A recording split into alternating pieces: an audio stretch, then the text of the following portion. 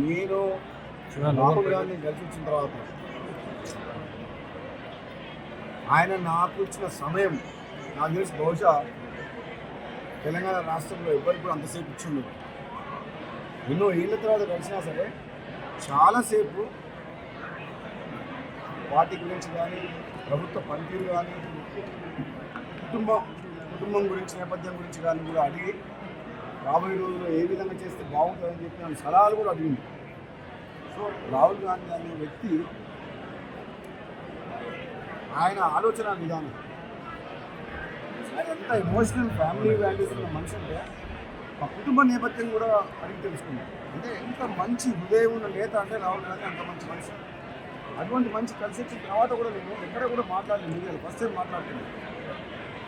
నాకు ఎంతో మోటివేట్ అయినా ఆయన నాయకత్వంలో ఆయన మాట్లాడే మాటలు వింటుంటే నిజంగా ఇంత మంచి మనిషి, ఇంత మానవత్వం ఉన్న మనిషి రాహుల్ గాంధీ ఎక్కడ పొరపాటు జరుగుతుంది.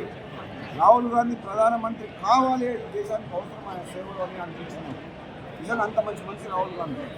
అటువంటి నాయకుడిని ప్రధానమంత్రి చేసేందుకు తెలంగాణ రాష్ట్ర కాంగ్రెస్ పార్టీ నాయకులు, కార్యకర్తలు ఈసారి వచ్చే ఎన్నికల్లో కష్టపడి పనిచేయాలి. దేశంలో రాహుల్ గాంధీ ప్రధానమంత్రిగా చూడాలి. మనం అందరం కలిసి అదే లక్ష్యంగా పనిచేస్తే నాకు ఏ పదవులు ఇచ్చినా కూడా రాహుల్ గాంధీ గారి నాయకత్వంలో పనిచేస్తాను.